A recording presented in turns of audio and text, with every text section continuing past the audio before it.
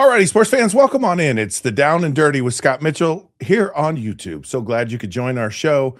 It's always fun every day, always something great to talk about. And today is no different. We're going to unpack last night's AFC Wild Card game Monday night, which is a little bit unusual. And of course, the super agent to the stars, Tony Agnone, who has been an agent for over 40 years in the NFL, is going to be joining us in the segment.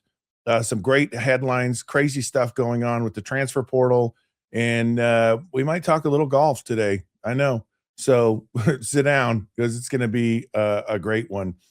Let's get started here with, of course, our NFL news of notes. There's always something going on in the NFL. I don't care what day of the year. I don't care what time of the year. It's something of significance happens in the NFL. Let's face it. It's what we love. It's what we want to do. It's what we're going to do, and we're going to talk a lot about it. Of course, last night, the Houston Texans beat the Pittsburgh Steelers. Now, in 1978, I was a 10-year-old kid. I got to see a game with the Houston Oilers and the Pittsburgh Steelers, and boy, have things changed. Back in that game, it was a bloodbath. It was December 3rd. It was in the Astrodome, and I was fortunate enough to go to the game. It was amazing. It was a life-changing experience for me as a 10-year-old. And here we are, almost 50 years later, and the Houston team is now the team with the crazy dominant defense and how things change. Now it takes some time to have that happen. And really, I mean, let's face it, the Houston defense is why they won this game last night. And I find this massively intriguing on so many levels. And the question really, to me, I think the first question is, can this defense carry this Houston team in the playoffs? Because offensively, it was sluggish. It didn't look great.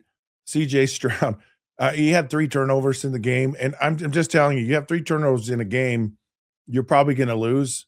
But when you have 3 turnovers from the other team, you're like, wow, yeah, they're pretty good. And they scored twice, which is actually a record, by the way, of a team scoring multiple touchdowns in a game. Now, it was fairly close, but it really wasn't. I mean, Aaron Rodgers just never got going. Nothing ever really happened. Thought they would be more productive offensively. DK Metcalf coming back, and it just wasn't the case. And in my, I guess, my preview of all of the playoffs and like who to kind of watch for. Now you've got Buffalo, who has won its first road game with Josh Allen. And it's like if they could just get through that first game, the Buffalo Bills might have a shot, right, at going to the Super Bowl. He's got Josh Allen's kind of that guy that's, maybe the most seasoned guy. Well, he is the most seasoned quarterback in the playoffs in the AFC at this point by a mile. And I mean, CJ Stroud's second. So there's that factor, right? And it feels like there's a collision course between the Houston Texans and the Buffalo Bills led by Josh Allen. Now, remember earlier in the year when everyone said, boy, the Buffalo Bills, that's the team right there, right? It's Josh Allen's year.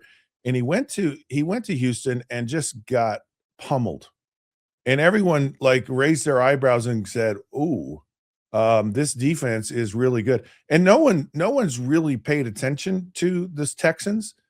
I could say I have a little bit myself in that.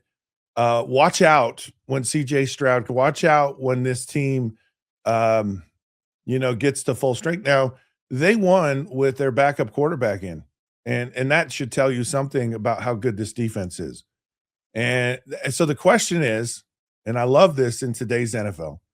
I love it, but I hate it, right? Because I'm not a defensive guy. I would kill to be on a team that had a phenomenal defense. I've been on a team that had a phenomenal defense. I was with the Baltimore Ravens back in the Ray Lewis era. And wow, incredible defense. And you can do so much with a defense. And one of the things which kind of proved out last night was winning on the road and winning decisively. When you have a defense, it travels. and it goes all over the place, and it's usually very effective. And it's one of those things where when you know you're a really good defense, it kind of feeds on itself. And they because playing defense is just so much about effort and about an attitude and about, us against the world. Now, of course, you have to have skill as well, and the Houston Texans are very skilled. I mean, really, it's those boys up front that just wreak havoc on teams. I mean, that's really the biggest part of who they are. I mean, but the rest of it isn't bad, and it really creates a lot of problems for teams. And now I so we'll see. We'll kind of see how this all plays out in the playoffs. But I really, I really think and find it fascinating that that kind of showdown, what's going to happen with the NFC, with the AFC, because down to four teams, down to Denver, Buffalo, Houston, and New England.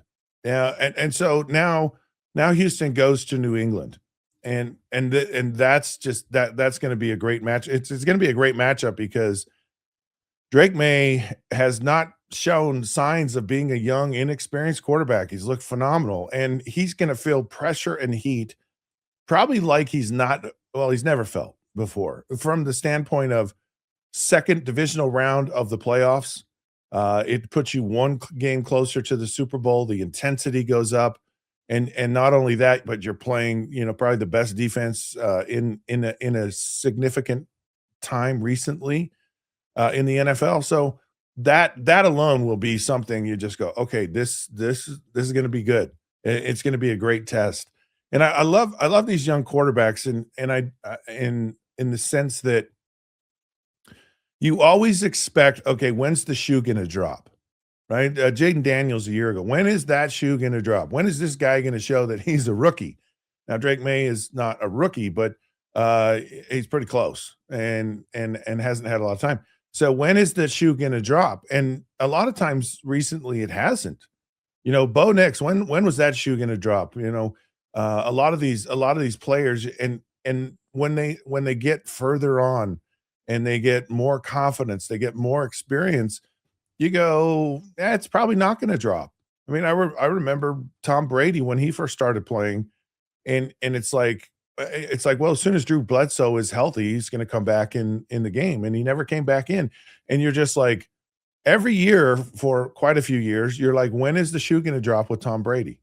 Like, I don't think early on a lot of people said, "Oh, Tom Brady's amazing," and then it just got to a point where it's like, the only time my shoes drop is when I go in the locker room after the game's over and take them off. They don't drop, and I really wonder if that's Drake May, if he's the next. And it's always going to be hard because there's always Tom Brady. Now, he wasn't the guy right after Tom Brady per se, maybe a little bit, but there's always going to be, is he going to be like Tom Brady? And it's almost impossible to say yes. And it would just like, we all should throw in the towel if it is. I mean, if the New England Patriots have, umpteen million years of having great quarterbacks and winning all these Super Bowls, we all just need to quit right now. So, and I'm not rooting against someone. I'm just saying it's really hard to go in and have the same level of success, and it hasn't happened often. You could say Steve Young for Joe Montana. Maybe that was. I mean that. I don't know if I can think of another one other than that. So, um, really intriguing matchups starting to develop, and so this week will be that with the Patriots and the Texans. So I look forward to it. Now, Aaron Rodgers. It's always the question, like, how long do you play? And I don't know. I think everyone thought, okay, well, this is a one and done for Aaron Rodgers, but it's kind of feeling like maybe it's not. Maybe Aaron Rodgers got through this season relatively unscathed. Maybe he said, wait a minute, I still can play. The question is, can he really still play? And I it's one of those things where there's certain positions in sports, like whether it's a quarterback, whether it's a coach, typically one of those two things, and a head coach, maybe for the most part, you might argue with the Detroit Lions that losing your coordinator was a massive blow, and Ben Johnson. I mean, who knows? But there's certain people that they're hard to come by. They're hard to find really good ones, and you have to ask yourself, in a not perfect, not at his prime Aaron Rodgers, is that still good enough? Is Aaron Rodgers at this point still good enough? Because look, Pittsburgh, and I think everyone in Pittsburgh right now says, yeah, we don't care about that. We care about, it'd be nice to win a playoff game. It's shocking how long Pittsburgh's gone without actually winning a playoff game. And now they've been good. They've gotten there. But they, I guess you get a record because you're there all the time and you lose. I can't imagine how difficult that must be for the fans, for the players, for Mike Tomlin, for everyone to be good enough but not great. And that's really where it is. And I think part of it is the quarterback position. Getting over that hump really is finding that guy. And I think that's what Pittsburgh's really kind of realized. How do you get that guy if you're good enough to not get a guy because you're not going to draft a guy because you're too good. You're too good to be great. And you're kind of mired, as they say, with the golden handcuffs, where it just locks you into a position and you can't get out of it. And whose fault is that? I mean, it's literally just kind of the frustrating nature of professional football. And sometimes you look out with a guy, you get a guy in the third round or the fifth round or something, it's almost like the Steelers should spend all of their time finding the quarterback, and they've had a first round draft choice quarterbacks, but you know, they just haven't panned out like they had hoped. Back when they got Ben Roethlisberger, he was a guy that's 14, 15 years, he's going to be their guy. And they don't have that guy. And Aaron Rodgers, if he comes back for another year, I really think, and this isn't a knock on Aaron Rodgers, he's proven himself to be one of the all-time greats. And so it's not, but there's just not a long ceiling. There's not a long game. And the long game might be the long game of a season, like to play all the way into the Super Bowl.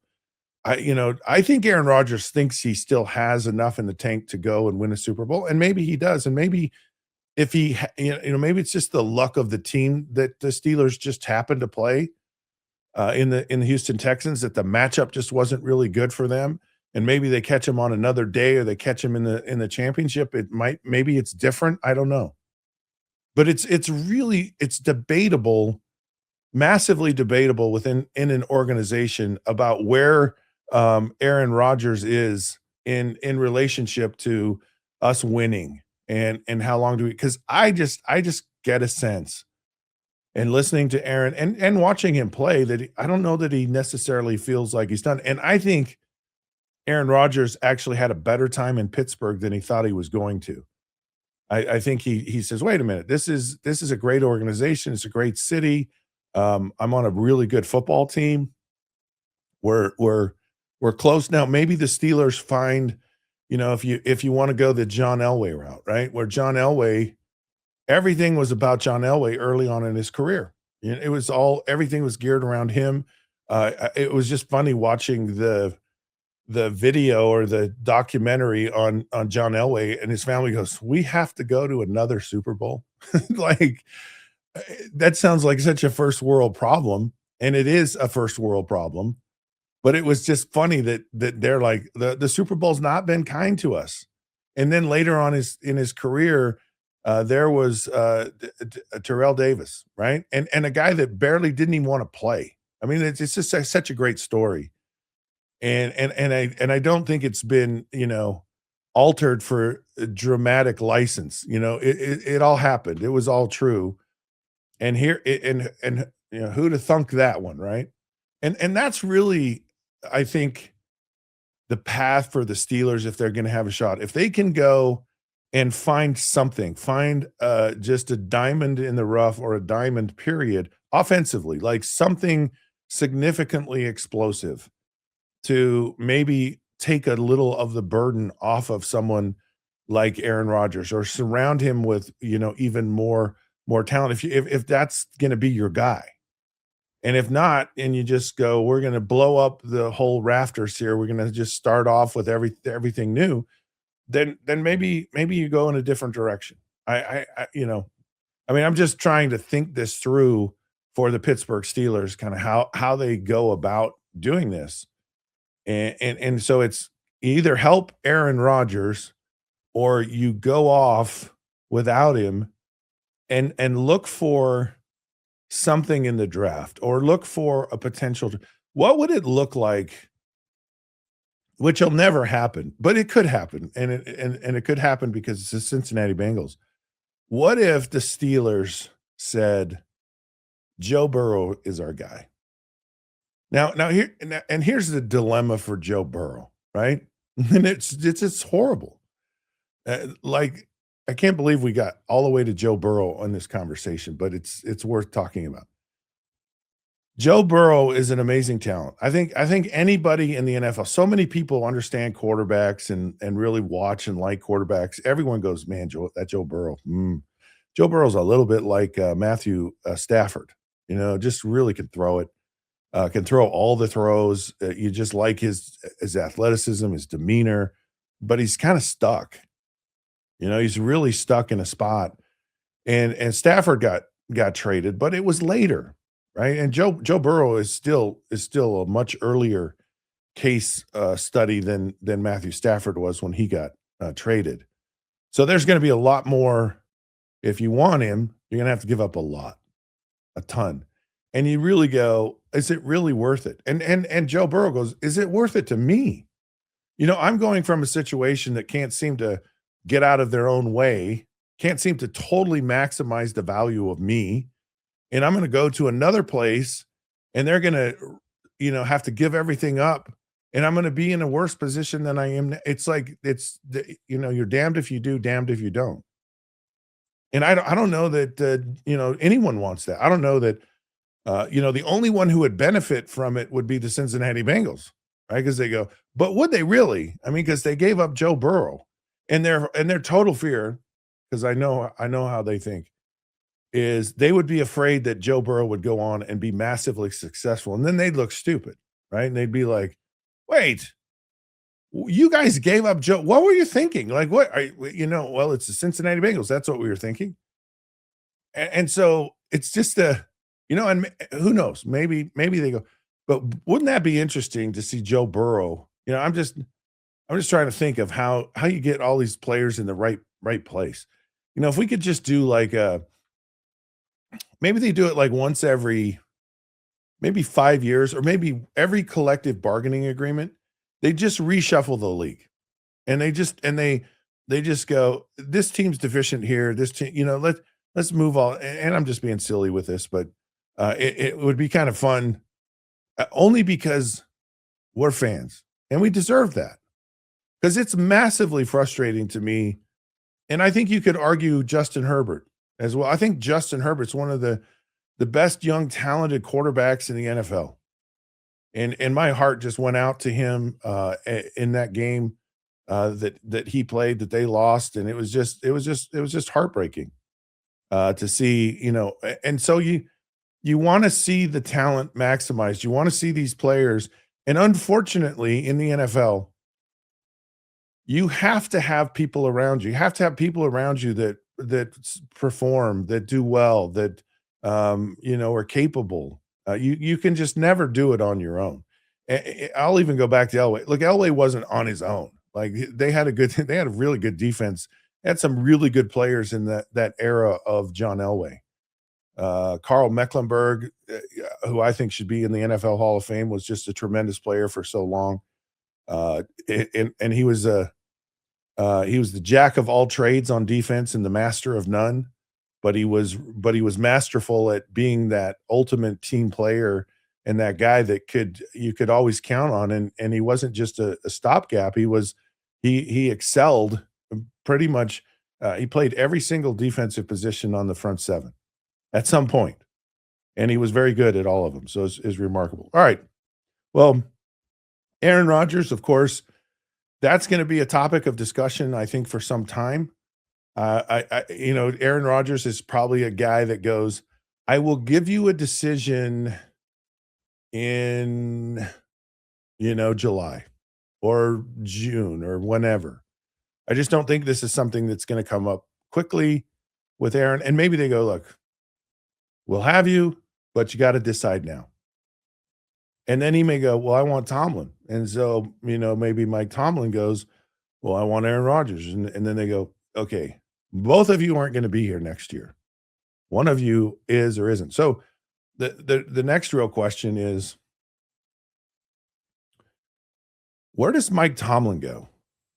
What, like Siri, I've had people talking about the league is so, I think, well, it was Aaron Rodgers who said that. And he just said this league is so over hyped through the media. There's so much analysts and there's so much, expert opinion and all of these things going on, including myself. Like I'm guilty as charged, and I'm okay with that. It doesn't bother me. Because I'm not here to throw shade on anyone. In fact, I'm someone that I think is a voice of reason, someone who's not just like, get the bum out of there.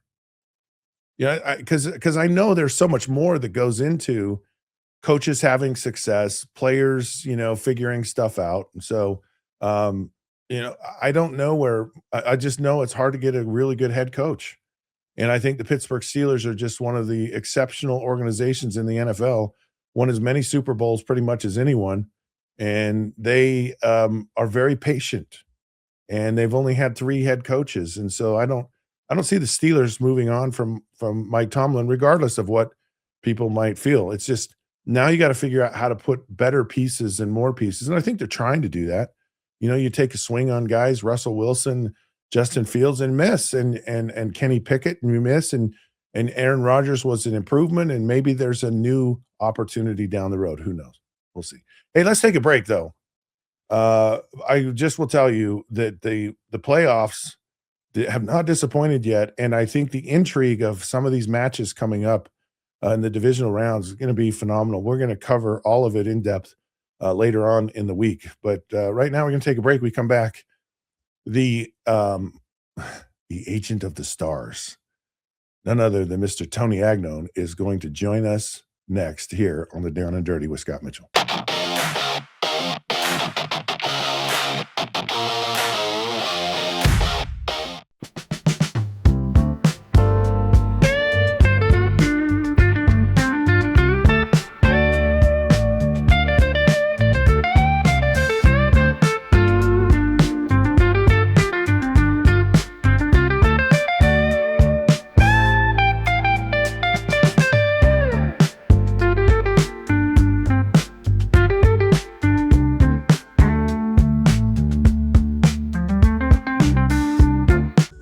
Tervis is all about staying hydrated with style and durability. You can trust Tervis tumblers to keep your drinks the perfect temperature, hot or cold, for hours. From the classic insulated tumblers to sleek stainless steel water bottles, each product is built to last and comes in endless designs to match your personality. Stay refreshed and express yourself with Tervis.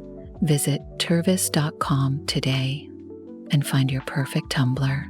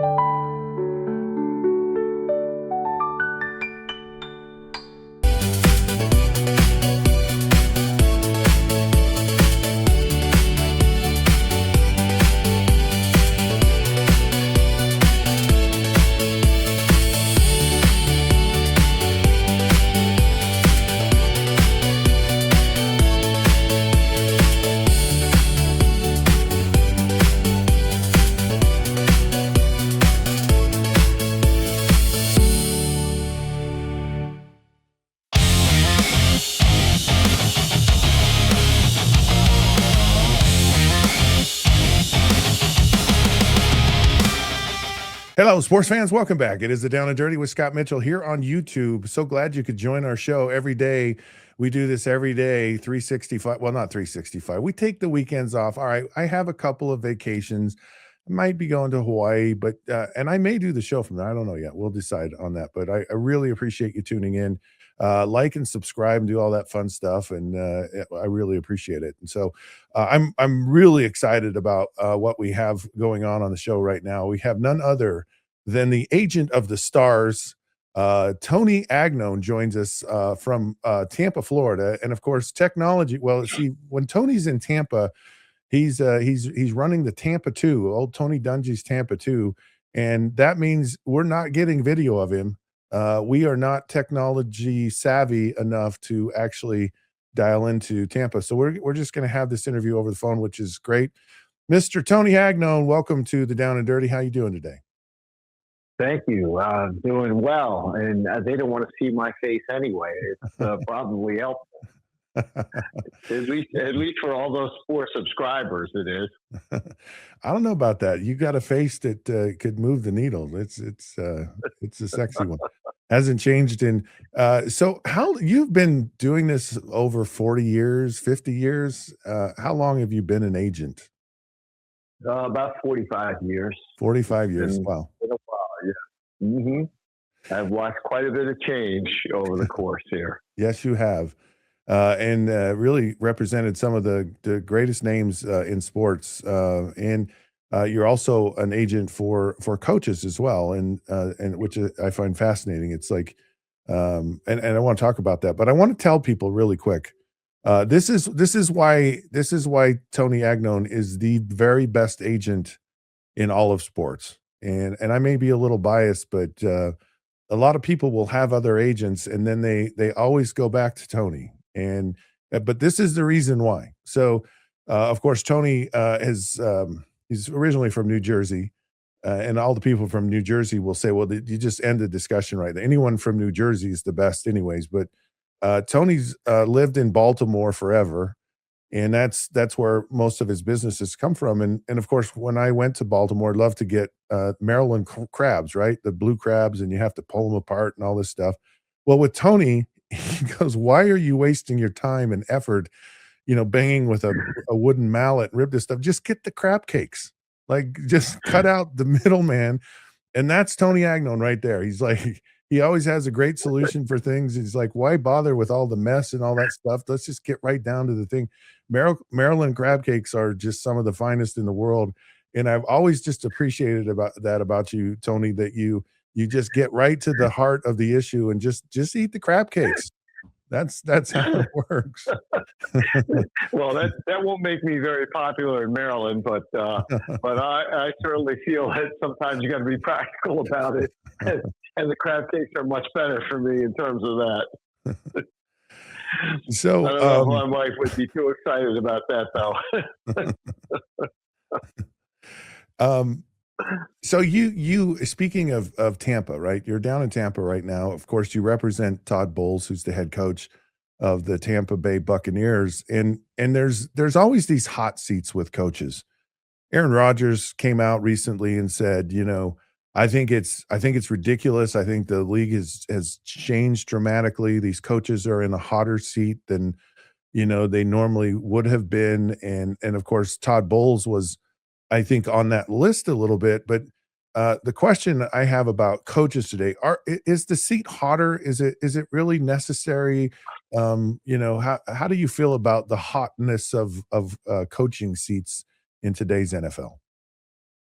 Well, I think every coach is on the hot seat, no matter whether they're winning or not, because the fans are very impatient, and the owners are even more impatient now. And as we skew older in the ownership, the owners are much more prone to make a move. We have 4 or 5 owners that are 83 or more. And wow, when you have that kind of situation, they want to win. Yeah. And of course, they get very cranky and very unhappy. So in 2023, we replaced 8 coaches. Last year, we replaced 7 coaches. This year, we'll replace 8 coaches. and you played for a very long time, you need continuity. And you don't have continuity when you're replacing left and right. Since Todd's been in the South, we've had 3 coaches in Carolina, Canales being the last. And then we've had 3 coaches in Atlanta, Quinn and then Smith and then Raheem Morris. And now they'll have a 4th. Yeah. And in New Orleans, we've had Peyton and then, of course, Allen out there. And now we have a new coach there. So there's 3. So just based in the time he's been a head coach or been in the area, there's been 9 coaches there among that. That makes no sense to me whatsoever. What kind of continuity can you have if you keep replacing the coach? And then you have the GM, and he's trying to get the personnel that the coach wants, and then he's changed 3 times. Then they fire him because those guys don't fit what the coach wants to do. So have we accomplished anything? So therefore, to answer your question, every coach is on the hot seat. Yeah. And it doesn't make any difference unless the owner is smart enough to realize, you know what? We have to figure out if we're comfortable and can be comfortable with this person for the next 3 to 5 or 6 years. In the old days, Parcells used to tell me, after 10 years, you need to leave. You need to find another team because the players start turning you off. They hear the same message. Right. I think now it's more like 5 years and maybe 4. Yeah. It has nothing to do with the players doing off. It's just that, I think the owner turns you off. Yeah. So you see this, right? And it makes total sense. I mean, so much of winning in the NFL is just common sense. And there seems to be organizations to get this, but then there's so many that don't. Why are some organizations just bad? I mean, why don't they just take a look around? And then you see, like, for example, Troy Aikman, who I don't think has any affiliation with the Miami Dolphins. He's now being a consultant and an advisor to them in their GM search and their head coach search. So, why are just some organizations bad? Well, some of the organizations, they have no patience, or they listen to the fans. And if you're going to listen to the fans, that's why we call them fanatics. They're fans. You're going to listen to the fans. You're going to make a lot of knee-jerk reactions. Yeah. And when you make a knee-jerk reaction in business, it's a problem. And remember, these men are unbelievably successful businessmen, or women are very successful business people. And the problem is that they just don't follow their same principles. They become fans or fanatics. And suddenly they decide, okay, by making a change at the top, we're going to listen to our customers, our fans. Well, until that doesn't work out. And then, we got to make another change. We got to listen to the fans again. Well, this one somebody told me, if you listen to the fans too much, you'll be sitting with them. And that's the way I see it. So when you have a coach who's up for a job, what is the advice you give them in the NFL? I know you have college coaches as well, but what is the, what do you tell them, or do you steer them to organizations or away? What's that process like? Well, I think you have to just be, we talked about the crab case. You just have to be practical with them and say, look, where do you think this coach is? How do you think you fit into his system? Do you think he's a guy you want to work with? Is this somebody that's going to be very good for your career? And, those are the questions, and those are the things I say to them. I say, look, do you understand when you make this move? Okay, is this a short-term move, a long-term move? How is it going to help you, and how is it going to help them? And if it helps both of you, it's a very healthy relationship. If it's only going to help you, then not going to be a good situation for you. And if it only helps them, it's definitely the same way. And that's how I approach it with them. for example, we have some coaches that are going to interview at different places now. And you want to see, okay, is this an organization that's going to make that change every year? Here's how many coaches they've had in the last 5 years. Are you sure you want to put your career in a situation where in a year or two you could be gone? So how do you want to play that? How do you want to respond to that? Or is it better to stay at a place like Utah, where you're going to be here, for X amount of time? Yeah. Or, Arizona or Arizona State, or, where there's some stability here. And the coaches, I would imagine, are different, and some of them probably go, I don't want, because stability is kind of like, well, you're going to be good, but you're probably not going to be great.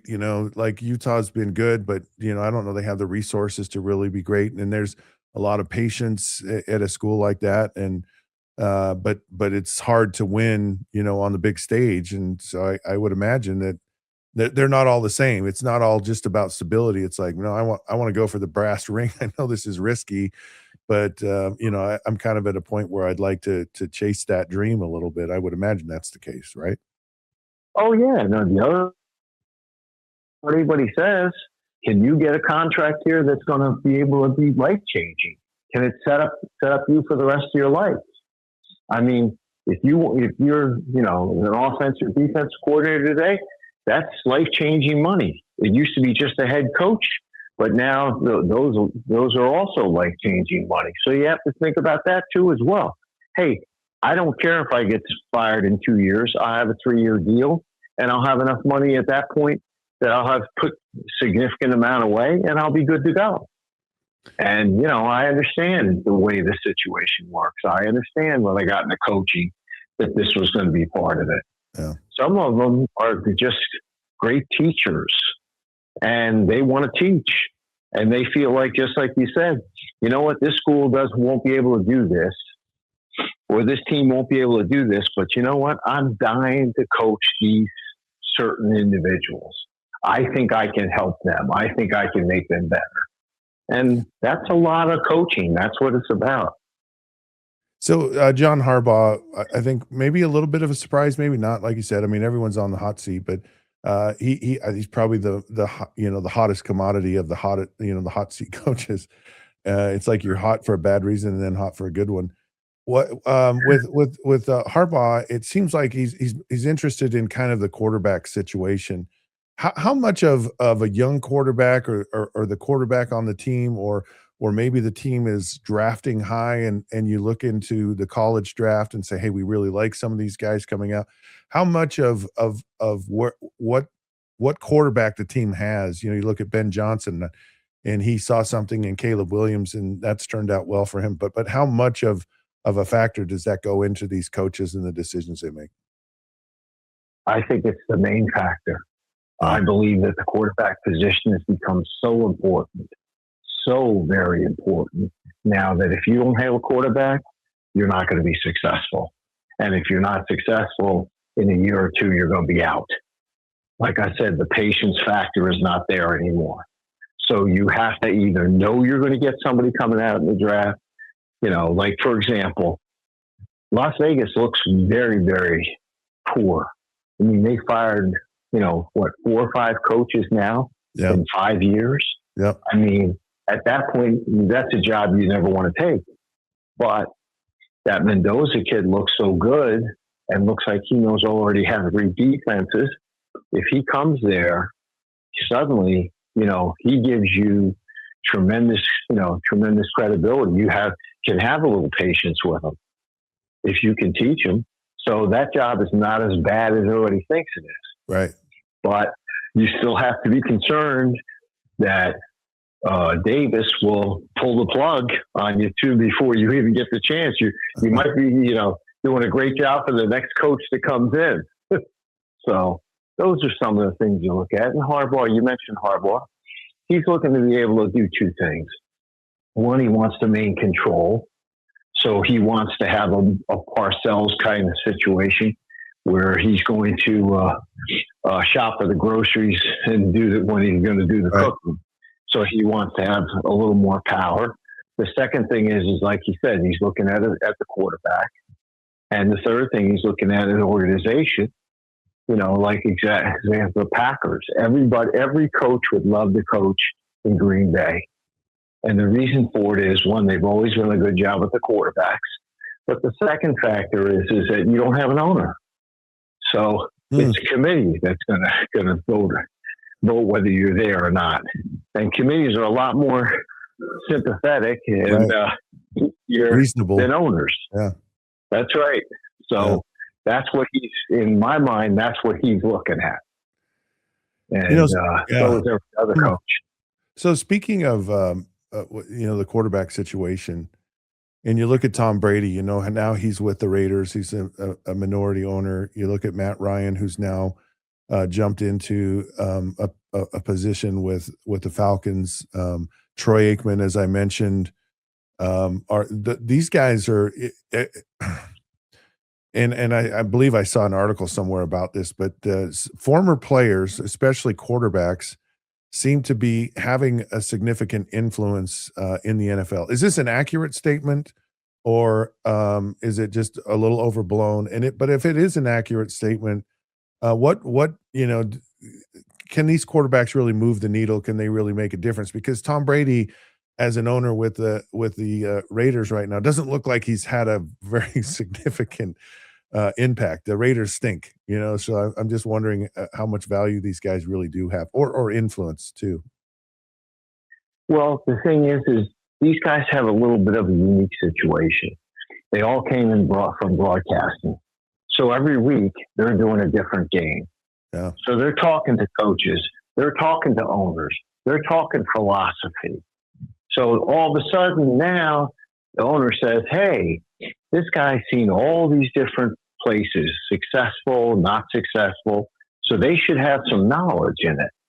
So I'm going to hire a Troy Aikman because he's been broadcasting for the last 20 years. He's seen all the different organizations, and he's not afraid to be critical of certain ones. So I think I would like to hear what he has to say.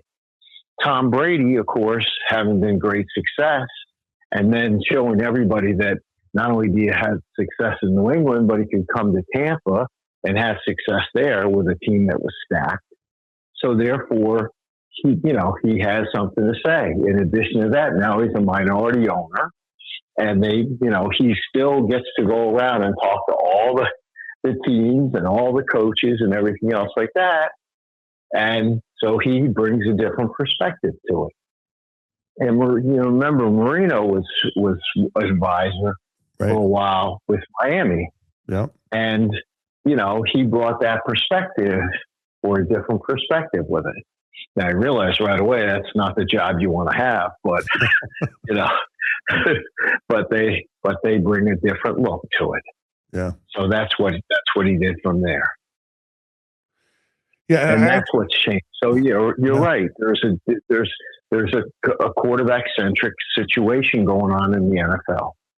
Yeah, I think because I broadcast Utah football games. Been doing it for 9 years now, and you watch every play, and you watch every team, and you talk to these coaches and these players. Even now, there are a lot of players who are in the NFL that got a chance to get to know a little bit from the schools when Utah was in the Pac-12, and you gain some knowledge, you gain a lot of insight. It's almost like doing a research study on all of this stuff when you're asking these questions and observing and sharing your voice on what's happening. It is quite insightful. I know it's been massively beneficial to me in all that I'm doing, is to be able to kind of have that seat and watch and observe. And so, yeah, I think there's a lot of power in it. As a player, Tony, I wanted to play for an offensive-minded coach, right? And like, I think defensive-minded coaches are the killers of quarterbacks, per se. You have Todd Bowles, who's a defensive-minded coach, and is there a better one in the NFL? Is it better to be an offensive-minded coach, and do offensive-minded coaches have more success than defensive-minded coaches? Because you look at Vrabel, he's a defensive guy. DeMeco Ryans, the Houston Texans, they're doing amazing. this year, could be in the Super Bowl. So does it matter, or am I just prejudiced because of my position as a quarterback? Well, I think that there's certain broadcasters like Colin Cowherd who believe very strongly that you have to have an offensive coach. Right. I think he's full of it. I think you can. I think it all depends on the coach. Yeah. The coach runs the show. In the meantime, getting a great offensive coordinator and a great defensive coordinator is important. Today, you know that only 12 offensive coordinators call plays in the NFL. Oh, really? Yeah. All the rest of the guys are offensive coordinators in name only. They don't call the plays. Huh. So who's calling the plays? That's right, the head coach. Oh, Sean McVay. We can go on to Kyle Shanahan, Dave Canales. We can name names. Mike McDaniel. Only 12 are calling plays. Interesting. So I believe that most people don't know that, and therefore they have the bias that the offensive coach is the important. No, he isn't. It depends on who the coach is and what he lets you do. Yeah. Baker Mayfield has free reign down here with the coordinators he had. Scott, when it comes down to it, Scott, Todd Bowles does not stand over the offense coordinator unless he needs direction. So at that point, the offensive-minded guy is dealing with his, with the quarterback and the wide receivers and the running backs and that kind of thing, where the defensive coach is, working with the defensive group. And sometimes they're calling the plays as well. So if you have a really good play caller, then that's fine. Yeah. But if you don't, then at that point, I think personally, the people that ruin the quarterbacks is the fact we put them in too soon. Yeah. The fact of the matter is your observation area is so much more important when you come out of college, no matter how much you do. And today, under the new system, the way it is now, and especially with the COVID kids, they had 7 years of playing, playing college ball. So they know, that's why Bo Nix looks so good. He's had so many offenses already. He's had 4 or 5 years of pro in college. Yeah. So he was ready for it. And some of these guys, like I said, have had so long of a period of time. That's what helps them. When you have, so I don't think you need an offensive. I don't think an offensive coach necessarily is a very good head coach. In fact, most of the offensive guys I know are not very good head coaches. I'm not going to ask you to name the names. It's all right. Well, there's quite a few in the graveyard of coaches when it comes to that. Aaron Rodgers, he said, it was probably 1 year in Pittsburgh. It kind of got a feeling like maybe there might be another year or so with Aaron. If you're representing Aaron, what's the conversation you have with him at this point in his career? Do you say, look, you've done enough, or what advice do you give someone like Aaron Rodgers? Well, the first thing you do is you put on the film and you ask him, here's you playing in Green Bay. Here's you playing in Pittsburgh. You can't move around that much. Look at how you used to move around in Green Bay. Yeah. You understand that your skills are diminishing. Okay. Are you sure you want to take that beating? Because you guys take a heck of a beating when it comes to that. Is that what you want to do? And then, of course, as I tell people, the only thing that I don't advise on is matters of the heart and retirement. Other than that, I give you as much advice as you want. But those are the only two I don't do. That's a great way to look at it, though. You just like, here's where that would be, I think that would be a telltale sign. Either way, it may say, hey, look, I'm not that far from there, or like, ooh, I didn't realize I've really dropped off right now. That's right. I've slept, and last night when you watched that game, you said to yourself, well, is that the same Aaron Rodgers we've seen in Green Bay all those years, or even at the Jets before he tore his Achilles? No. Not quite the same. And don't get me wrong, he could still play, but like with Tom Brady at the end in Tampa, unless you have great interior offensive linemen and you can step up, you can't be moving around. And that's what happened in Tampa with Tom, and that's what happened with Aaron last night. The offensive line is not quite what he's been used to up in Green Bay, and even a little bit with the Jets, and it gets tougher. Yeah. Okay, last question, and this is the most important one of the day. Where does my retirement go with the next CBA? That's really what I want to know. Well, it depends. One of the things that scares me most don't say about the fact. No, it scares me most with them hiring the next executive director. Yeah.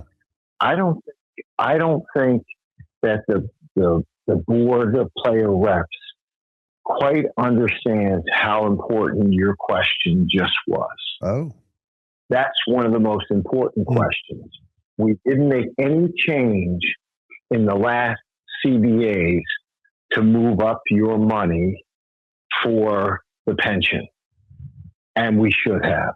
Yeah. Obviously, inflation's gone up. Obviously, all these other situations have come into play. The money is not worth near what it was when it was taken care of. And I believe the owners would have conceded on that, but we never asked for it. And I'm hoping that the next executive director is smart enough to ask about that, because I don't think sometimes,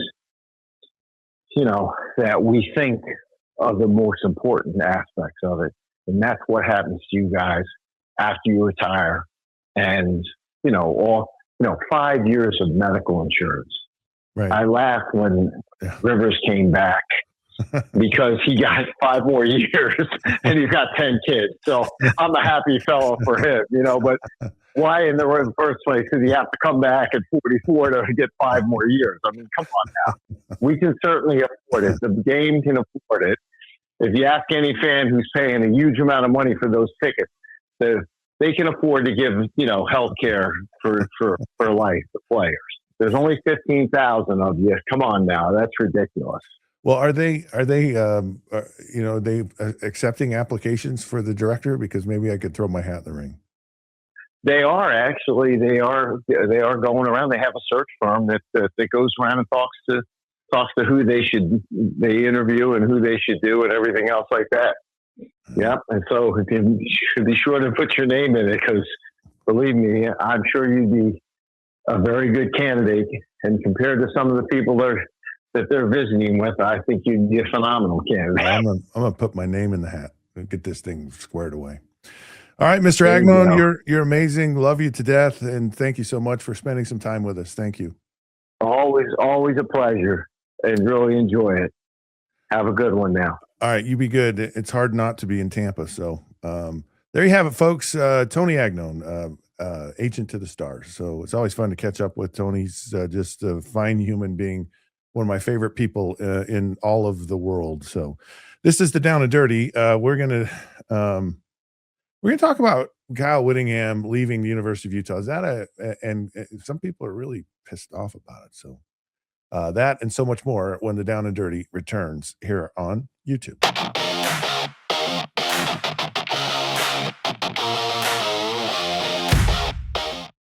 For 75 years, Nalgene Outdoor has been your trusted companion, fueling adventures and helping protect the planet. We're committed to reducing waste, improving access to clean water, and providing simple, safe, and sustainable products for you and your family. No gimmicks, just durable, well-designed bottles built to last. Join us on our mission to amplify life, not complicate it. Because at Nalgene, what goes into our bottles matters as much as the adventures they fuel. Explore more at nalgene.com. That's NALGENE.com.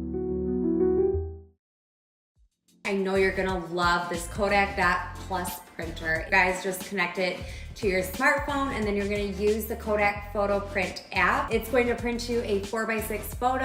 I am just in awe. I love how these turned out. Also, the printer comes with a free cartridge of 10 photo sheets.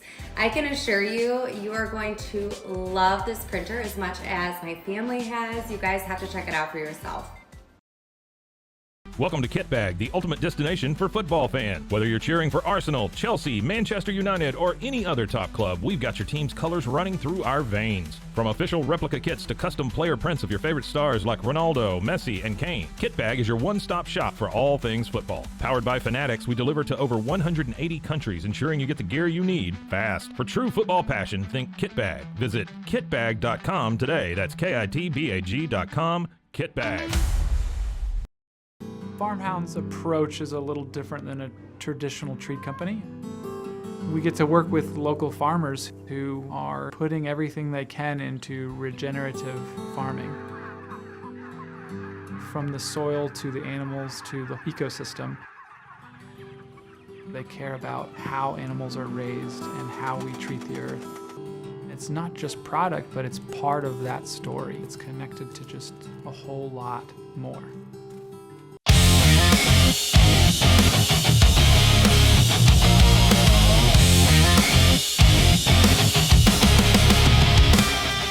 All righty, sports fans, welcome back. It's the Down and Dirty here on YouTube. So glad you could join us. Please subscribe and like us, even if you don't like us.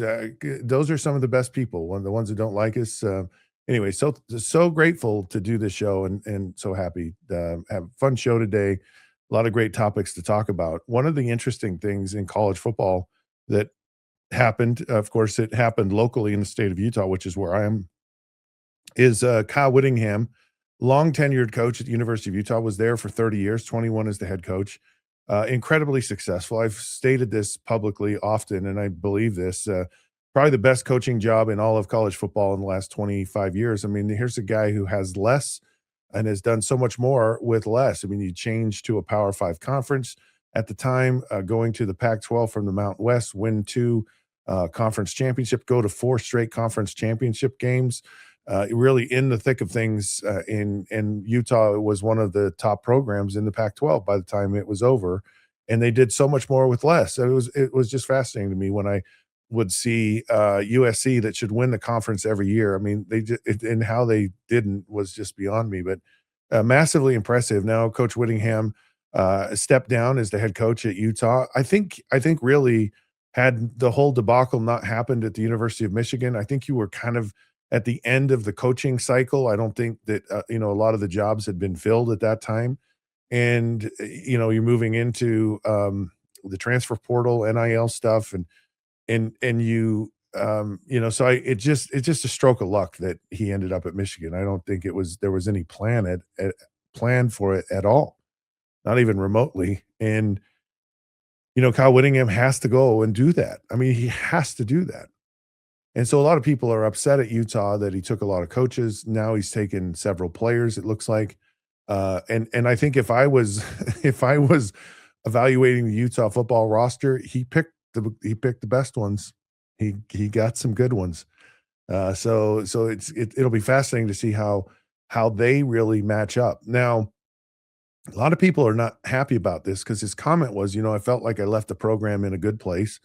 They'd kind of turned a corner, got back on par with where they were before last year, really the last couple of years, and had an 11-win season this year and did a great job. Morgan Scalley, been very, very impressed with kind of how he's handled the transition, the coaching staff he's put together, the kind of the direction he's going. He's massively passionate about the University of Utah.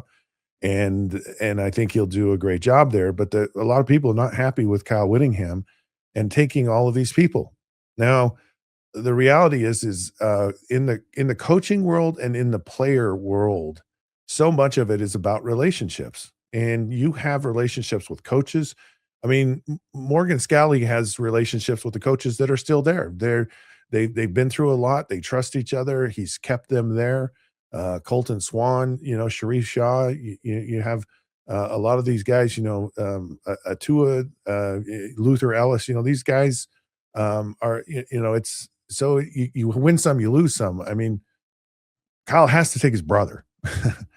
And he hired Jason Beck, and I think he developed a very trusting relationship with Jason, and Jason did a phenomenal job at Utah. And then there are these players, and what significance did Kyle Whittingham have in them coming to Utah?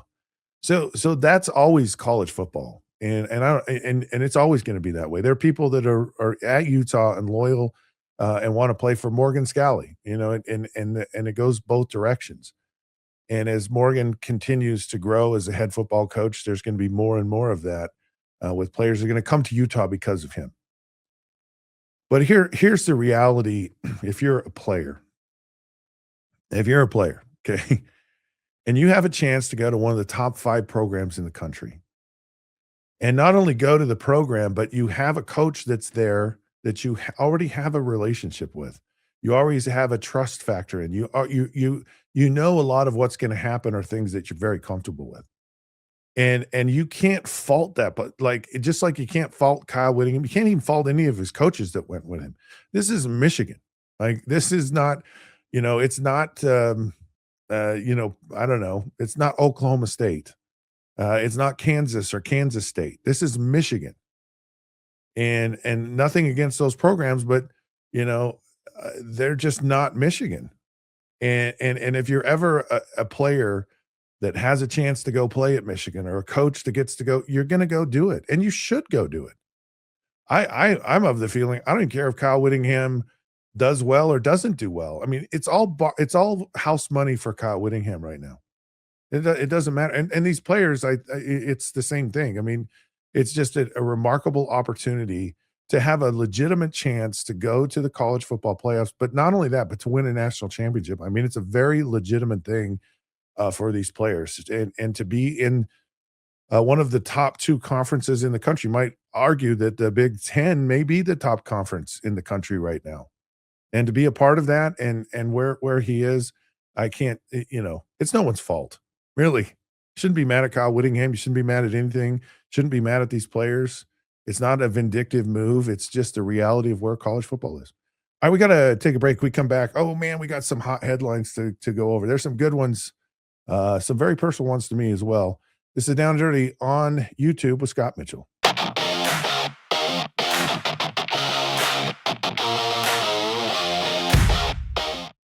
Circulon C1 Series Clad with Scratch Defense Non-Stick. The luxury and confidence of premium clad stainless steel meets Scratch Defense Extreme Non-Stick that won't scratch, ever.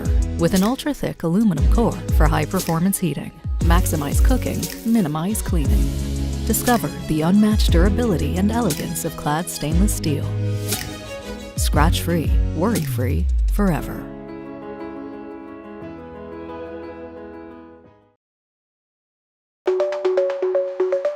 Protect your online privacy with NordVPN. Browse securely, access content from anywhere, and keep your data safe with military-grade encryption. Whether at home or on the go, NordVPN ensures your digital freedom. Stay secure. Download NordVPN today at nordvpn.com. That's NORDVPN.com.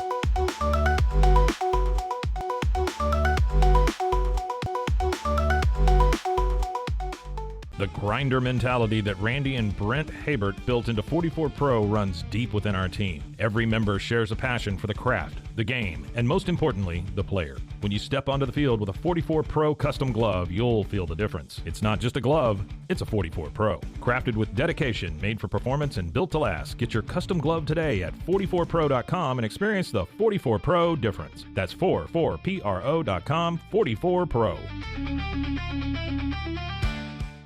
At Matt Piffle, we believe in celebrating your journey, past, present, and future. Our unique personalized products are designed to boost your confidence, elevate creativity, and honor what matters most. From custom home decor to meaningful gifts, we help you cherish the memories that make you who you are.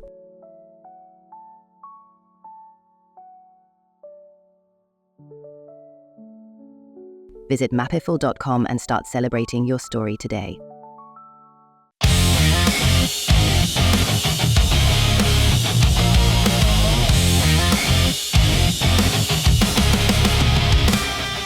Hey, sports fans, welcome back. It's the Down and Dirty with Scott Mitchell here on YouTube. So glad you could join us. It's so fun. It's like I feel like I jumped off a cliff and dove into just a wonderland, and I'm loving it. So love being here. Love hopefully that you love this show as well. Join us, subscribe, all that fun stuff.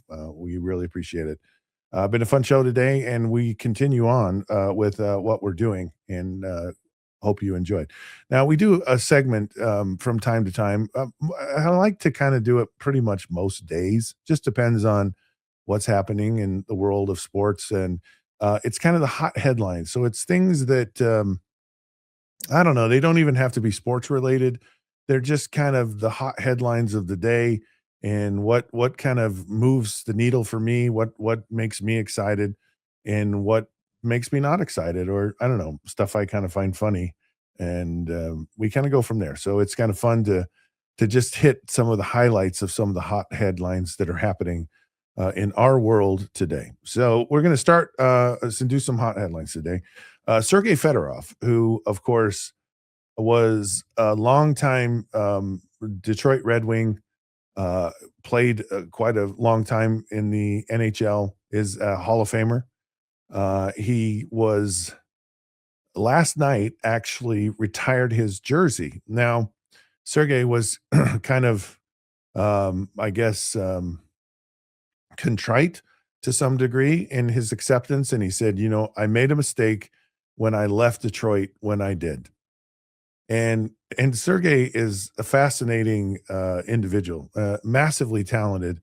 Of course, at the end of his career, Alex Ovechkin, he played with the Capitals, and former countryman, and Alex just said, one of the greatest talents that's ever played in the NHL. And so Sergey was a phenomenal player, and I got to know him somewhat when I was in Detroit playing for the Detroit Lions.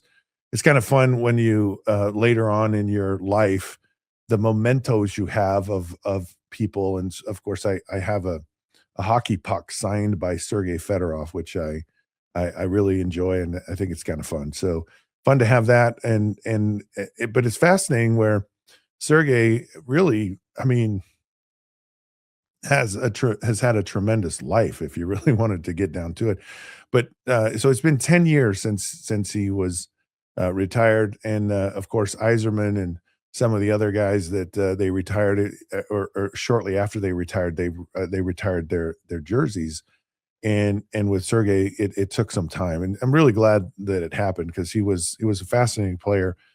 When I was a free agent, I signed with the Detroit Lions. Everywhere I'd played, right, every city, everything you go through, you're like, um,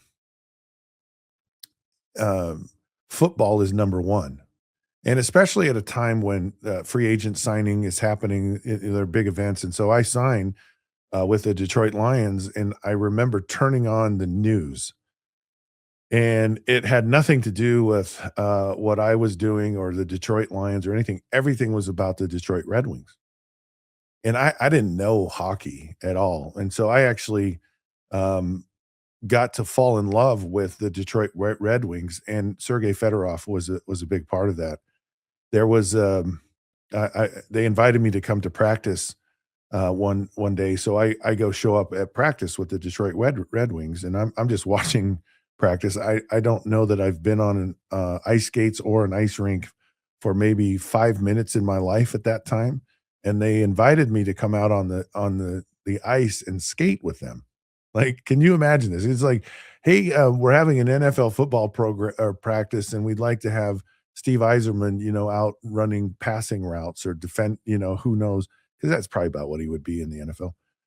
And I mean, it's just not going to happen. And I'm just like, and I felt like I was being set up, like, and I could only imagine these hockey players, which they skate like most people run, just forwards and backwards. It's just the most impressive thing I've ever seen.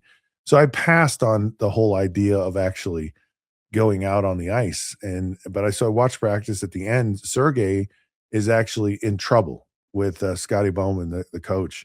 Like, he's in his doghouse, so he's having to do extra work to get kind of back in the good graces of Scotty Bowman. So he's out there, and he's working on his game, and he's doing some, I don't even know all of what he did. So he starts cranking up these slap shots, boom, and it's like from the blue line, like it's the closest blue line. So it's kind of, it's back. It's not, and he's just cranking them in the goal, right? And it looks really easy.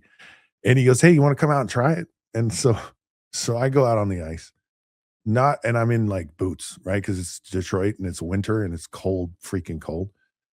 And I go out there and they set some pucks up on the blue line. And I go and there are people watching, there's not a lot of people. And I hit my first shot and I just stick the hockey stick right in the ice. And both of my hands go numb because it's like, it's like hitting the handle on a baseball bat with a ball, and the bees, the buzzing in your hands. And I'm like, and the puck goes nowhere, right? So now I have like 4 or 5 pucks left. All these people watching. Sergei Fedorov is watching, and he goes, "Just flip it with your wrist. Don't try a slap shot." And so I can't even hold on to the stick, and I don't want anyone to know this. And so I just kind of give these little wristers, and the puck goes about halfway, and I looked, just absolutely horrid. But I got through it and it was fine, but it's really cool. And the players, the coaches, Sergey they were just really gracious, and it's just fun thing. So I became a huge Red Wings fan, still am today. But Sergey, a lot of people, maybe some people know this, maybe they don't. He defected from the Soviet Union, and people talk about it and just say it was a massively gutsy move on his part to do something like that. And he basically walks in a hotel lobby, and there's I don't know who the guy was, but he's reading a newspaper, and that was the signal that it was okay. He walks out a side door in a limousine, and he defects. And what a courageous thing to do. And of course, it's very different now than it was then, but at that time, that was a big deal and a huge deal. And so really happy for Sergei Fedorov and his, going to having his jersey retired with the Lions. Okay, Brooks Koepka. Brooks Koepka is returning to the PGA Tour. Now, this is fascinating. I'm a huge golf fan too, so I love hockey, love golf. I love all sports. I really do. We talk a lot about football only because it's football season and football is life, right? That's how we know this. Football is life. Anyways, Brooks Koepka is so fascinating to me. Like, he just looks like he's mad at everyone all the time. Very good golfer, amazing. Love watching him play. Of course, he's gone to the Live Tour, and it looks like he's coming back. And there's some kind of reintegration program going on with the PGA Tour to bring all of these players back from the dark side, and it feels very Star Wars-ish. That the Force got to them, and they went and did this evil thing with an evil empire, and they were banished. And I'm a big proponent. A lot of things about the Live Tour I actually like. I think are interesting.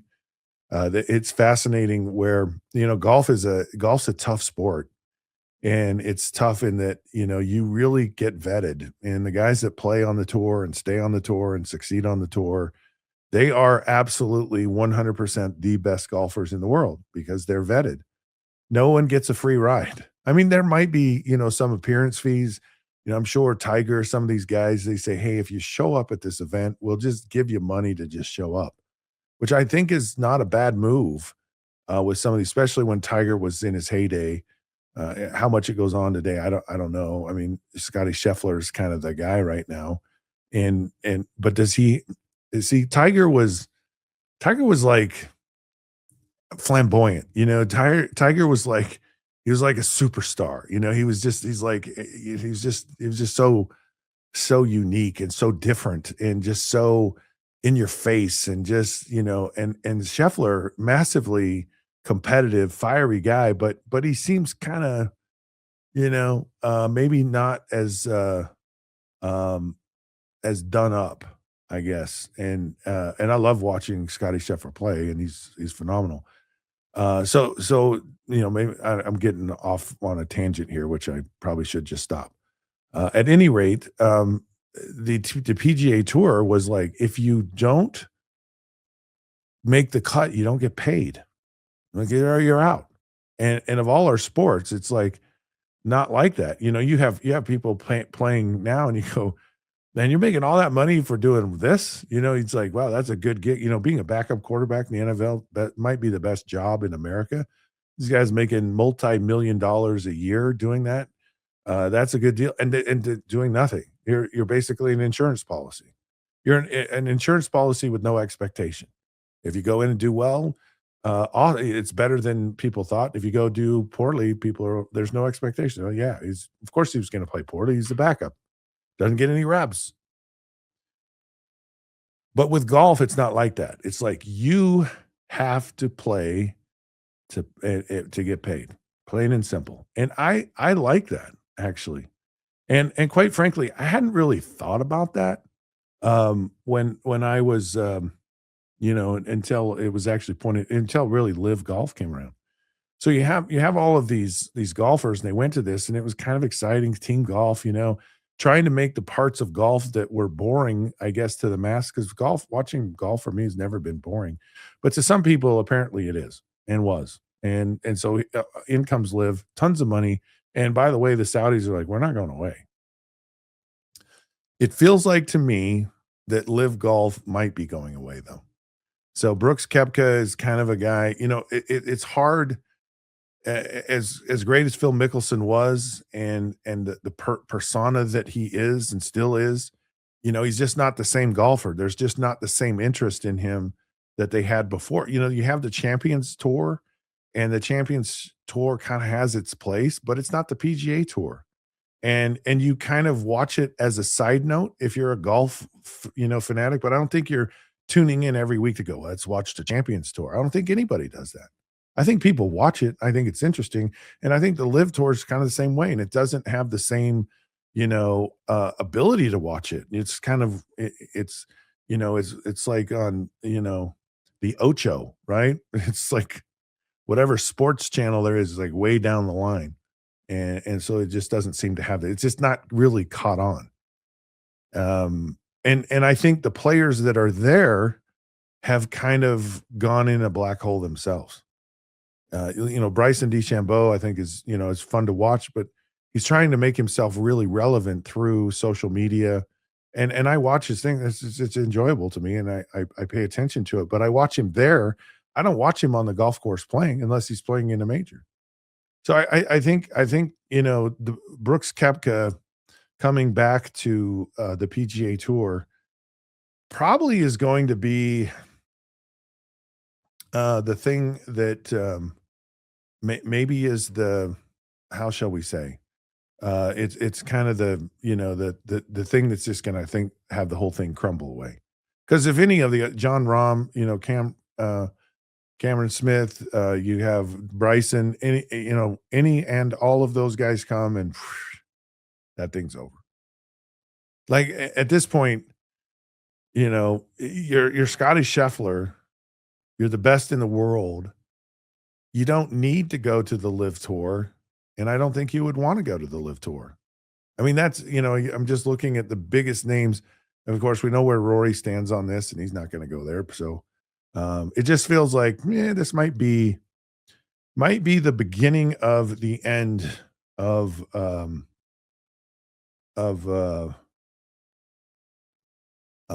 Live Tour. So we'll see. Okay, more stuff. And this is almost something we could have a topic in and of itself, but it's definitely worth talking about right now, and that's the transfer portal, and it's wacky. We had this conversation about Kyle Whittingham and him taking players from Utah, and he really, he picked the best ones. He certainly picked the best ones. There's no question about that. And they'll absolutely help him at Michigan. But it's fascinating to see kind of I don't know if it's changing, if the transfer portal is maturing, you're seeing, I think one of the things that I expected was as soon as day one started, it was like, poof, okay, everyone's going and it's just this mad dash and it's like musical chairs and everyone and they all sit down and boom, we're done within like a day. It's not been that way. It's been like, this guy has reported that he's going to go into the portal. He's reported possibly going here, but he's going to make a couple of visits. He's going to visit this place and that place and a few places and make a decision after he's kind of gone to a lot of places. I wonder if part of it is the college football playoffs, that some of these players go, hey, wait a minute, because I think a lot of people would be interested in going to Indiana now. And they go, hold on just a second. And so you have this, I guess, delayed reaction, because here we're only a couple of days away from this thing being done. And also there's this magical word called leverage. And when you have leverage, you go, well, yeah, I'd love to come to your school, but I got these other schools that are kind of interested in me as well. And I'm gonna just take a look around. Brendan Sorsby, who of course I believe went to Texas Tech. I'm hoping, because they go places and then they say, no. Sorry, I didn't mean that. I'm going to go back to this other place. And it's like herding cats. And I used to coach high school football. I learned that young men's brains haven't fully developed. And I don't want to knock on men, because I think too many people in our world knock on men. And I think it's wrong. I think men are amazing. I think they have a massive amount to contribute to society. I think men need to wake up and take their rightful place in society and where we are. Yeah, I'm getting on my soapbox for just a minute. I believe that. And for whatever reason, men have been so demeaned in so many situations, and it's BS. We're good. We're great. Don't forget it. Anyways, so, you have these young men and their brains aren't fully, now I say all that. Now I say, well, and it's not that there's something wrong with them. It's just our maturation. It's just our development as human beings. So you make decisions when you're young. I mean, it's fun, like I'm going to have Herman Moore on the show tomorrow. And I think about when we were 25 when we met one another, and you don't really know anything at 25, but you think you know everything. And we said and did probably a lot of dumb things. And so you have these young players, and they have agents, and they and so you're going to see some dumb things. And it's just kind of par for the course, but we all get it figured out. Anyways, some big news in the transfer world, and we think this is real. Sam Leavitt, of course, who was great at Arizona State. And I liked Sam Leavitt a whole lot. And I thought he was really good. I thought he was good at ASU. And I really thought he was going to stay at ASU. But no. And so he went, and he's going to go to LSU. So he got his SUs right. He decided to pick a letter later in the alphabet. So he started at A, and he's gone all the way down to L. And so he's stopping at L. What the L are you doing, Sam Leavitt? And he says, well, I'm going to play for Lane Kiffin. And I'm going to go back to a comment I said earlier in the program. It's kind of like, how can you fault someone for doing that, right? How can you say, yeah, LSU, Lane Kiffin, I'm a quarterback. He's really good at coaching quarterbacks, and he seems to be a coach that understands how to build a program. You got LSU that just says, we have the money. We have the money. So you got LSU, and I just think it's it's a great fit for him. And so now there's another one, and this one again kind of hinges. So I don't know how this works. And I think it's so Dylan Raiola, who of course is kind of the Patrick Mahomes prodigy, right? He was at Nebraska, and you watch him play, he looks like Patrick Mahomes in a lot of ways. Was a big time recruit to Nebraska, and I can't. it's a mixed bag on him right now, but trust me, these college quarterbacks, a lot of them just tend to get better and better as the years go by. And he might be one. And so he's reportedly headed to Oregon, depending on Dante Moore's decision. Now that's fascinating. And it's fascinating simply because, well, how long can you wait? And what has to happen? And do you just take a chance and go, I'm going to go here anyways? And if he comes back, he comes back. I don't know. But that might be a good fit for Dylan and for Oregon. We'll see. All right, we're going to take a break. We come back. We're going to got more craziness going on in college sports and all sports in general. So stick around. This is the Down and Dirty with me, Scott Mitchell, here on YouTube.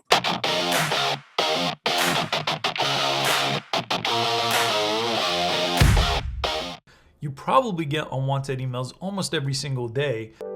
Overwhelmed by your inbox? Clean Email is here to help. Organize, clean, and manage your emails with powerful automation tools.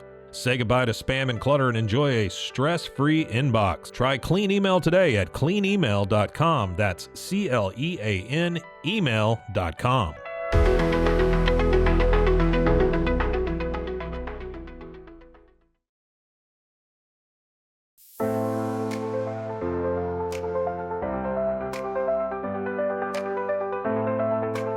Get paid faster with Bill, the easiest way to send, receive, and manage your payments. No more delays, no more hassle. Whether you're a freelancer or a business, Bill makes payments seamless and secure, simple, fast, and reliable. Sign up today at Bill.com.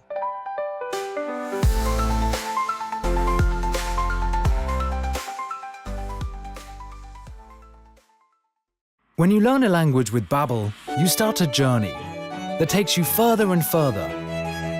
Anytime and anywhere you wish. It's easy and fun. Broadens your horizons and keeps your brain fit. A journey into new thoughts, new cultures, new adventures. So what are you waiting for? Start your journey with Babbel now. Go to babbel.com or download the app. Have you ever wondered why so many pet parents are choosing to have virtual vet appointments? Online veterinary care is making it easier than ever to get expert advice for your pet. Our professionals are not only experts in managing urgent concerns, but also in providing top-notch preventative health care. We're proud to connect pet owners to a vast network of licensed veterinary professionals, ready to address any immediate concerns and expand access to pet care. Book your first appointment today.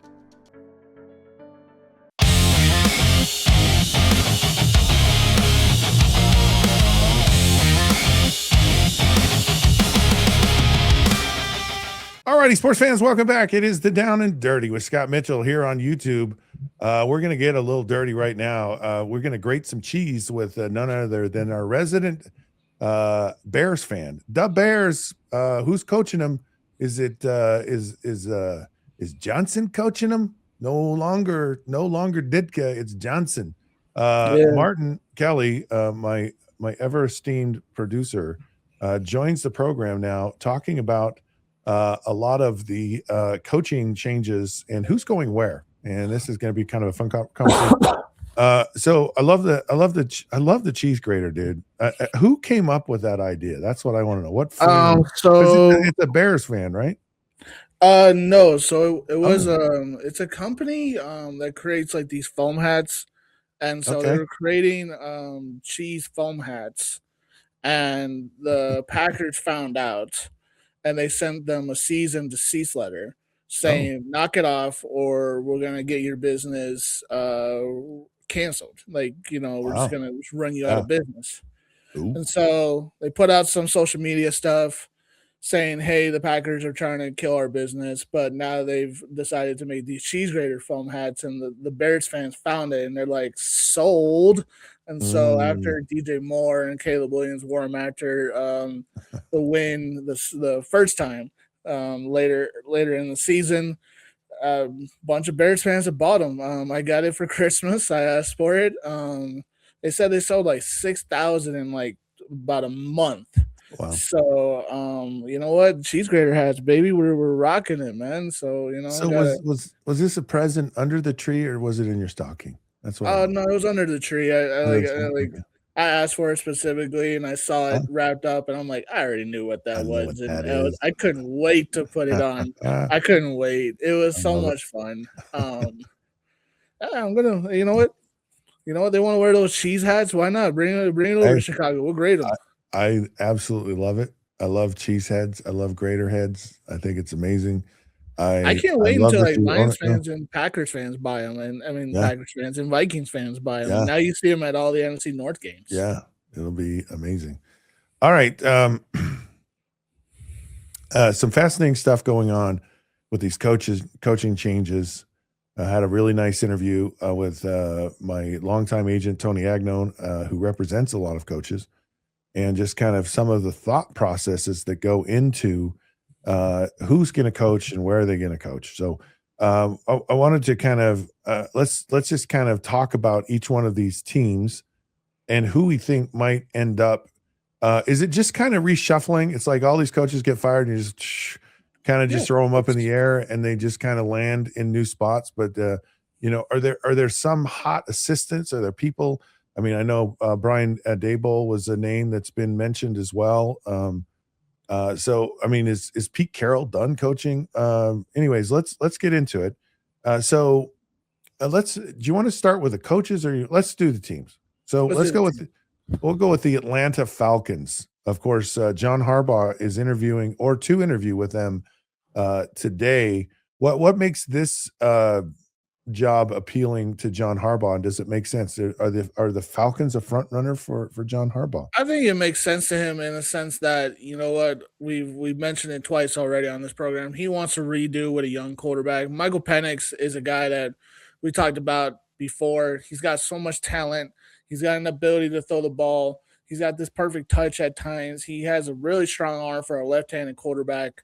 And Wait, what do you mean for a left-handed quarterback? What, left-handed quarterbacks don't have strong arms? Well, I mean, it's not that they don't. I mean, we throw the ball funny. It looks funny when we throw it. I get it. I understand. The clockwise spiral spin on a ball is there's just so much different than a counterclockwise spin on a ball. You know, the rate and all that. But Michael's got a lot of talent. Defensively, they need some help. They got talent there, but John Harbaugh, being who he is, he's a veteran, leadership type coach. I think Atlanta makes sense in the sense that Arthur Smith's going to want to pay up a good amount of money for somebody that is experienced, that has the Super Bowl rings, that wants to bring in, again, the leadership into the Atlanta Falcons. They just need that type of coaching. Raheem Morris is a good guy, but he's more of a coordinator coach. He's not a head coach. He's already had 2 stints with it, and they didn't work out. So the fact is the Falcons are looking for an experienced head coach, and Harbaugh makes sense because if it's not Harbaugh, then it should be Mike McCarthy. Mike McCarthy is going to get interviews as well. I think Daboll is a good coach, but I think he's more of a coordinator than a head coach because just the lack of what happened with the Giants towards his end of his tenure told me that he's got some ideas, but he just doesn't have the leadership abilities that I think he needs. Yeah. Mike McCarthy's an interesting one. Been a lot of places and had reasonable success. I think he was the last coach that won a Super Bowl with the Packers, so he's won a Super Bowl. And I thought he did a pretty decent job in Dallas. I think coaches also learn and mature as they go along. I think you learn a lot of stuff. You talk about Bill Belichick and how he went the whole experience in Cleveland, and he was there with Nick Saban, and they talk a lot about what they learned in that situation that really propelled them forward in their coaching careers. And here you have arguably the greatest coach of all time in college football, Nick Saban, and the same with Bill Belichick with the New England Patriots. And so I don't think retrying a new coach is necessarily a bad thing, because I think there's a lot of experience that comes along with a new coach that I think is valuable. I think it's really valuable. Do you like Harbaugh at Atlanta? I think that's a solid spot for him. I could see it, especially in a NFC South conference that has, right now the head coaches in the NFC South is, it's Kellen Moore. It's I forget the name of Carolina's. It's not Kubiak. It'll come back to me. And then you have Todd Bowles in Tampa. He would be the most experienced coach. He'd be the winningest coach in that conference there to start. It makes sense because it would give them the leg up in the division that you stole one of the best coaching candidates on the market, and all you need him to do is just establish some leadership and plug in the right coordinators. And Atlanta, on paper, looks like a team that could take off and finally get over the hump and win 10, 11 games and make it to the playoffs.